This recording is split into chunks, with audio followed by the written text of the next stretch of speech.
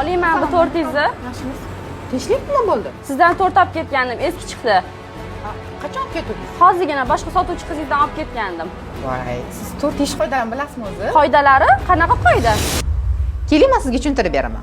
Bizda asosan morojniy kremli tortlar bo'lganligi sababli do'kondagi xolodilniklarimizda -gradusda saqlanadi.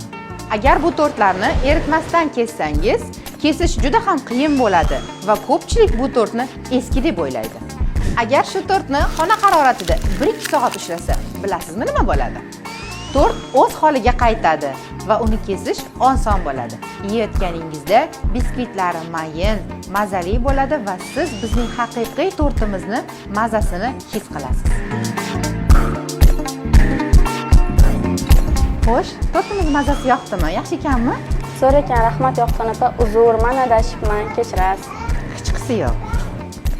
Bu videoni tort ish qoidalarini bilmaydigan tanishingizga tez jo'natib qo'ying va bizning sahifamizga obuna bo'lishni unutmang.